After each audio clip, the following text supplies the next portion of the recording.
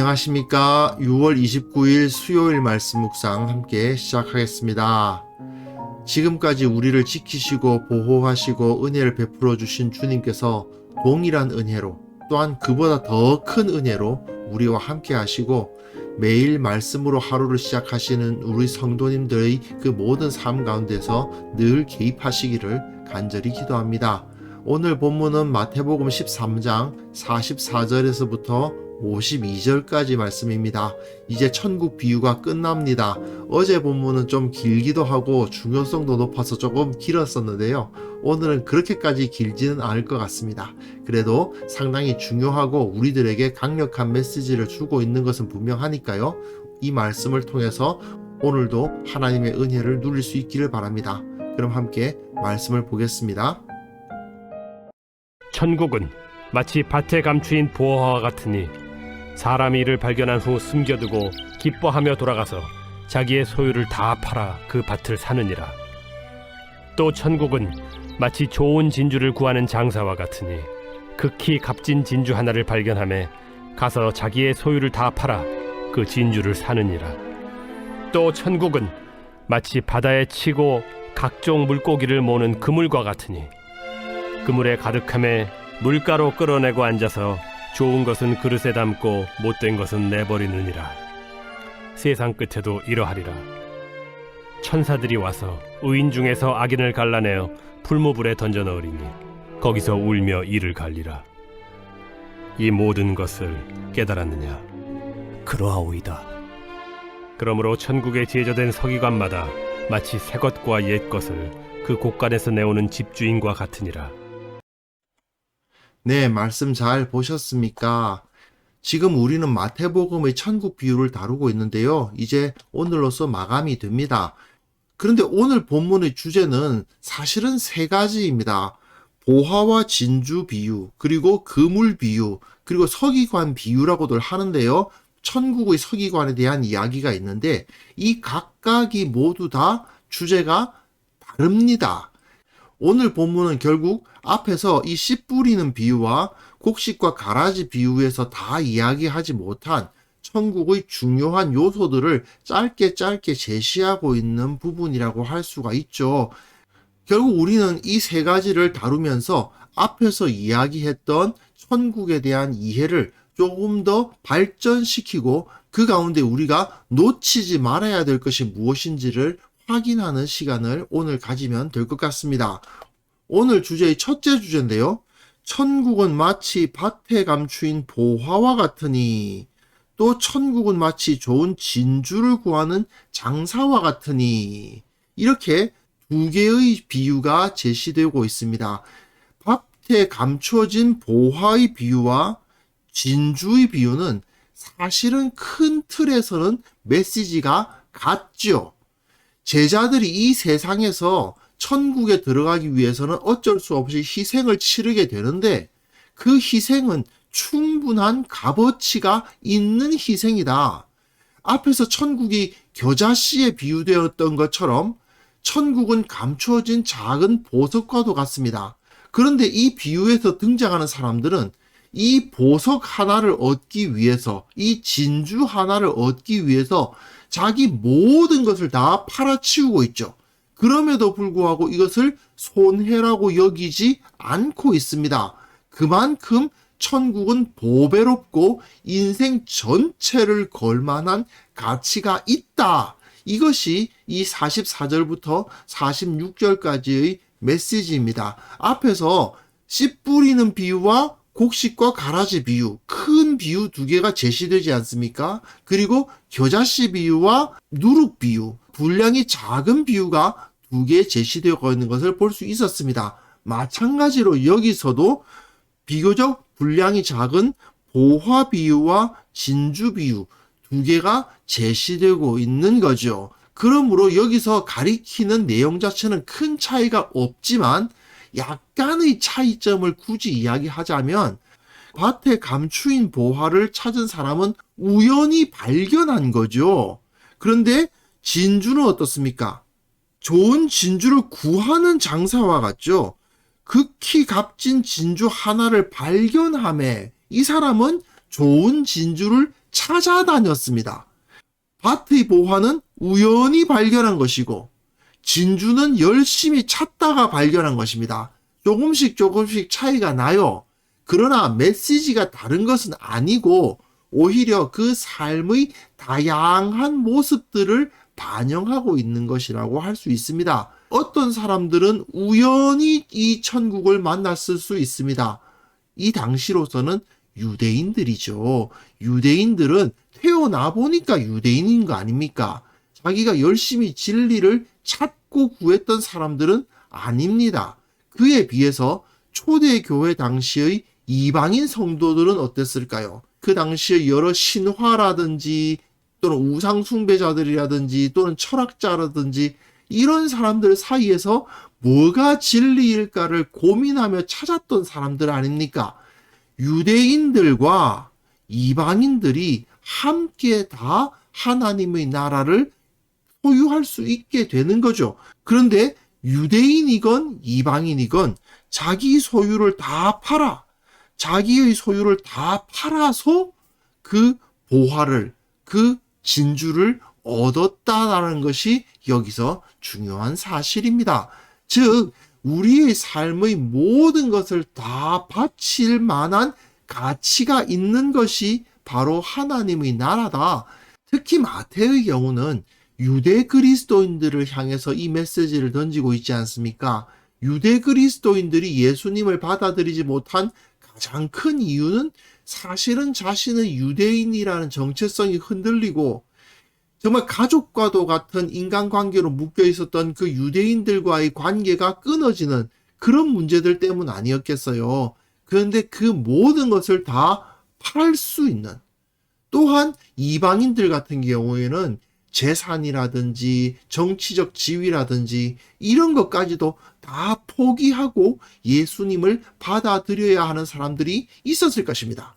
이것이 다 하나님 나라의 가치라는 거죠. 이 세상 이 모든 것을 다 잃어버린다 하더라도 하나님의 나라, 천국을 소유했다면 모든 것을 얻은 것이고, 이 세상 것들을 다 소유했다 하더라도 하나님의 나라를 소유하지 못했다면 다 의미 없게 되는, 헛되고 헛되며 헛되고 헛된 것이 되고 만다는 것을 여기서 잘 보여주고 있는 것입니다. 그리고 그 다음 본문 보시면요, 이 그물 비유가 나오는데요. 그물 비유는 쌍을 이루고 있지 않고 하나로 딱 제시가 되고 있어요. 그물 비유는 그런데 앞에서 곡식과 가라지 비유에서 이미 다루었던 종말에 대한 가르침이 다시 반복되고 있습니다. 바다에 치고 각종 물고기를 모으는 그물과 같으니 그물이 가득함에 물가에 끌어내고 앉아서 좋은 것은 그릇에 담고 못된 것은 내버리느니라. 이게 무슨 소리일까요? 그 그물 안에는 의인도 있고 악인도 있다, 그 말이에요. 마치 그 밭에 좋은 곡식도 있고 가라지도 있었던 것처럼 그 그물 안에는 의인도 있고 악인도 있다. 그래서 천사들이 의인과 악인을 가른다. 앞에서 곡식과 가라지 비유에서도 마찬가지 아닙니까? 천사들이 추수할 때에 곡식은 곡간으로, 가라지는 불태운다. 이렇게 이미 가르침이 주어져 있죠. 그물 비유는 사실은 그 가라지 비유의 마지막 부분을 다시 한번 반복하고 있는 것이라고 할 수 있는데요. 그런데 이 그물 비유는 천국 비유의 마지막 비유입니다. 그렇기 때문에 마태가 이 그물 비유를 여기에 제시하고 있는 것은 아무래도 천국 비유를 마무리하고 있는데 종말에 대한 가르침을 넣어야 되지 않겠는가? 그 생각으로 그물 비유를 다시 한번 제시하고 있는 것이 아닌가 생각됩니다. 여기 보시면 풀무불에 던져 넣으리니 거기서 울며 이를 갈리라. 이것도 어제 본문에서 나왔던 거죠. 가라지들이 모두 다 불태워질 것이다 하는 이야기가 여기서도 반복되고 있습니다. 여하튼 하나님의 나라는 지금은 눈에 잘 보이지 않는다. 지금은 의인과 악인이 섞여 있는 것 같다. 그러나 언젠가는 의인과 악인이 갈려서 의인은 영광을 받고 악인은 심판을 당하는 일이 벌어지게 될 것이다. 그날은 곧 올 것이다. 이 사실을 우리가 다시 한번 여기서 확인할 수 있으면 되겠습니다. 그리고 마지막에 이 모든 것을 깨달았느냐 하시니, 네, 예수님의 천국 비유가 맞췄죠. 그러니까 천국 비유라고 했을 때에는 그물 비유가 마지막인 것입니다. 그래서 제자들이 그렇습니다. 그렇게 대답을 하니까 예수님께서 그러므로 천국의 제자된 서기관마다 마치 새 것과 옛 것을 그 곳간에서 내어오는 집주인과 같으니라. 뭐뭐와 같으니라 이렇게 말씀하셨으니까 이것도 비유인 것은 틀림이 없는데 이것은 천국을 가르치기 위한 비유는 아닌 거죠.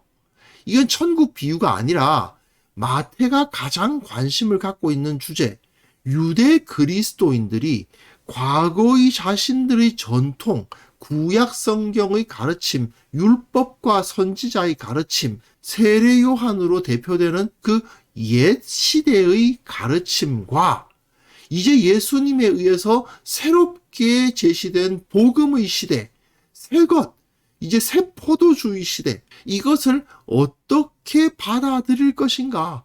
이 문제를 예수님께서 다루어 주신 것인데요.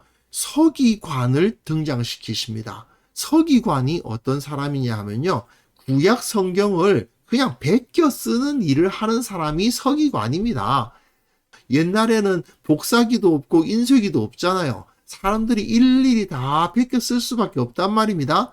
그러니까 그 베껴 쓰는 일을 하는 사람이 서기관이에요. 그런데 사람이 성경을 일일이 한자 한자 베끼는 것이다 보니까 실수가 있을 수가 있죠. 그러니까 이 서기관들은 어떻게 해서든지 이 실수를 줄이는 게 중요했습니다. 실수를 줄이려고 하다 보니까 성경에 대한 지식이 필요하죠. 성경에 어떤 내용이 기록되어 있는가에 대해서 자기 머릿속에 어느 정도 있어야 실수를 하지 않습니다. 이들이 이 당시에 가지고 있었던 지식들을 보면요. 출애굽기의 맨 첫 자는 알파벳 뭘로 시작하고 맨 끝 자는 알파벳 뭘로 시작하며 몇백 번째 알파벳은 뭐다 하는 이런 것을 다 알고 있어요. 그런 지식을 갖고 있어요. 지금 우리가 보기에는 야, 참 할 일 없다. 뭐 그런 것을 지식이라고 갖고 있나 그렇게 생각하실 수도 있지만 사실은 굉장히 이들에게는 유용한 지식이었습니다. 왜냐하면 일일이 베끼잖아요. 일일이 베낀 다음에 이 베낀 것이 맞는가 틀리는가를 점검하기 위해서 세는 겁니다. 총 알파벳 개수가 몇 개인가 딱 세보고 맞네. 그 다음에 몇 번째 알파벳 뭐야? 맞구만. 그렇게 다 점검을 해보고 이것은 이제 제대로 베껴진 사본이다 하고 넘기는 거죠. 그러기 위해서 성경 자체에 대해서 굉장한 지식을 갖고 있었던 사람들이 바로 이 서기관들입니다. 그래서 서기관들 중에서는 너무나도 이것을 많이 베껴 쓰기도 하고 많이 공부를 하다 보니까 룻기, 애가, 아가, 에스더, 전도서 이렇게 짤막한 책들 같은 경우는 그냥 보지 않고 외워서 그냥 쓰는 사람들도 있었다고 합니다. 그 정도로 구약 성경에 대해서 많은 것을 알고 있었던 거죠. 그런데 그 사람들 중에서 만약에 천국의 제자가 나타난다면 구약 성경을 잘 아는 사람들 중에서 이 복음을 받아들이는 사람이 나타난다면 이 사람은 어떤 사람이 되느냐?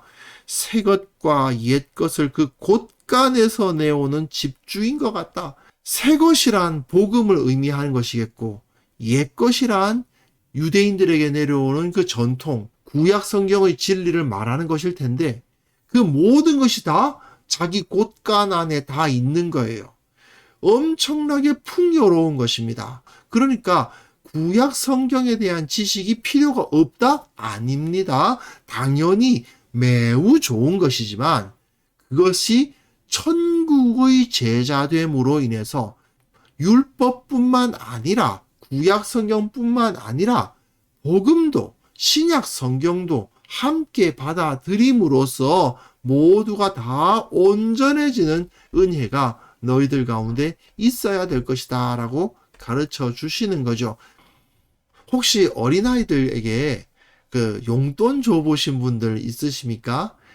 아주 어린 애들이 이제 돈이 뭔지 갓 배우게 되면요. 지폐를 주면 싫다고 안 받고 동전은 좋아하는 경우가 꽤 있습니다. 그런데 사람들의 모습을 보면 마치 지폐가 더 큰 구매력을 갖고 있음을 모르는 아이처럼 정말 헛된 것, 별것 아닌 것, 무가치한 것을 가치 있다고 생각하면서 그것에 집착하는 경우가 굉장히 많이 있습니다. 우리가 좀 전에 보화와 진주 비유를 보았습니다마는 하나님의 나라보다 더 귀한 것은 없습니다. 내 모든 것을 다 잃어버린다 하더라도 하나님의 나라를 내가 소유할 수 있다면 나는 그것을 추구하게 되어 있는 것이죠. 그것이 진정으로 가치 있는 것이니까요. 하나님의 나라를 얻을 수 있다면 나의 모든 것을 잃어도 좋다. 이것이 바로 그리스도인들의 태도가 아니겠습니까?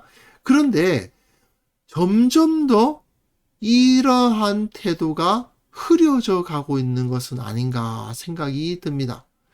우리가 진정으로 가치 있게 생각해야 될 것은 하나님의 나라고요. 그리고 그 하나님의 나라가 기록되어 있는 성경 말씀입니다.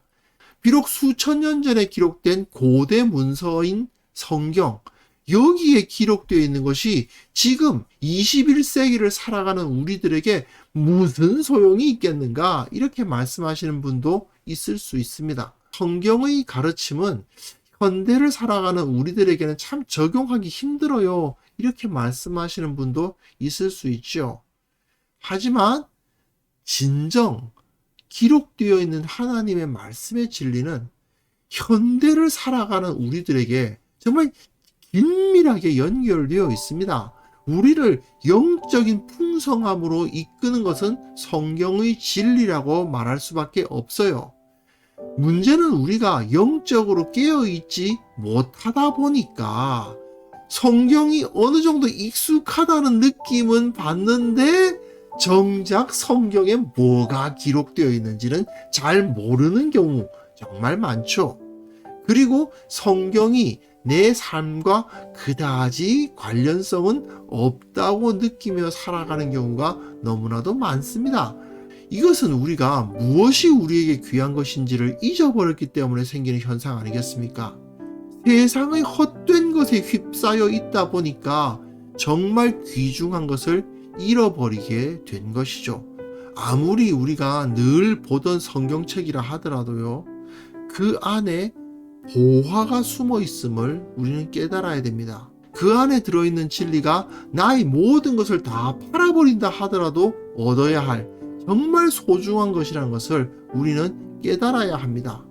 그렇게 우리 가운데 말씀의 진리가 있고 천국에 대한 갈망이 있을 때 옛것과 새것을 우리의 삶의 곳간에서 내어오는 집주인과 같은 그러한 풍요로운 삶을 살아갈 수 있을 것입니다. 진정 내가 하나님의 나라를 기뻐하고 있는가? 정말 하나님의 말씀의 진리를 즐거워하고 있는가?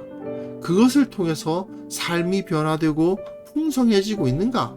그 기쁨을 누리고 있는가? 우리는 다시 한번 우리 자신을 돌아볼 수 있었으면 좋겠습니다. 그리고 주님의 진리를 내가 알 수 있다면, 그 하나님의 나라를 내가 소유할 수만 있다면 이 세상의 헛된 것들은 다 버려져도 좋습니다 라고 고백할 수 있는 참된 신앙인이 다 되실 수 있기를 바랍니다. 함께 기도하겠습니다.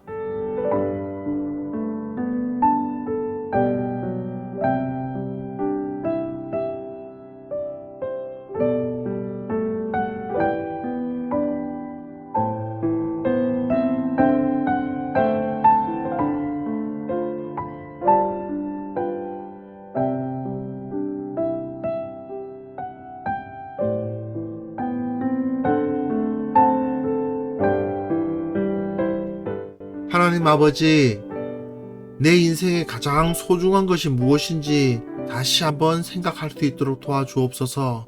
우리로 하여금 그 깨달음을 허락하여 주옵소서. 세상의 헛된 것에 마음을 빼앗기지 않도록 도와주시고 하나님의 나라가, 그 진리가 나에게 가장 소중한 것이라는 사실을 다시 한번 확인할 수 있도록 도와주옵소서. 아버지, 우리 교회 강단을 지켜주시기를 원합니다. 온전한 말씀이 선포되게 하여 주시고 그 말씀이 우리의 삶을 변화시키는 그러한 힘이 되게 하시고, 앞에서 말씀의 종의 입에 주의 진리의 말씀을 넣어주사 그 선포되는 말씀을 통해서 모두가 변화를 받는 그런 역사가 일어날 수 있도록 도와주옵소서. 이 교회의 성도들이 모두 다 그 말씀을 듣기 위해서, 그 말씀을 기뻐하기에 그 자리에 모이게 하여 주시고, 말씀을 내 삶에 적용시켜 내 삶이 변화되는 그런 역사를 고백하며 간증하는 역사가 우리들 가운데 일어나게 하여 주옵소서. 아버지, 한국교회의 모든 성도들을 위해서 기도합니다. 성도들이 성경에 대한 지식을 잃어버리고 있고, 성경을 모르면서도 자신이 신앙생활을 잘 할 수 있다고 착각하는 그러한 모습에서 속히 벗어날 수 있도록 도와주옵소서. 성경의 가르침과 그 원리를 삶에 온전히 적용함으로 말미암아 진정 하나님의 나라에 들어갈 수 있도록 도와주시고, 하나님의 통치를 받고 삶의 변화가 일어나는 그런 믿음의 사람들이 다 될 수 있도록 한국교회에 주여 복을 허락하여 주옵소서. 아버지, 오늘 하루 주님의 진리 안에서 살아가기를 원합니다. 참으로 주님께서 우리에게 허락하신 그 보화를 확인하는 우리들이 될 수 있도록 도와주시고, 그 진리를 얻을 수만 있다면 나의 모든 것을 잃어도 좋다고 고백할 수 있는 참 신앙으로서 오늘 하루 살아갈 수 있도록 도와주옵소서. 주님께서 베풀어 주시는 그 크신 은혜를 받아 누리고 기뻐하며 즐거워하며 주님께 영광 돌리며 살아가는 오늘 하루 될 수 있도록 도와주시고, 모든 일들 가운데 주님께서 지혜를 주사 주님의 뜻이 어디에 있는지를 가르쳐 주시는 그러한 놀라운 하루가 될 수 있도록 주여 역사하여 주옵소서. 주님께 영광과 감사를 드리오며 예수님의 이름으로 기도합니다. 아멘.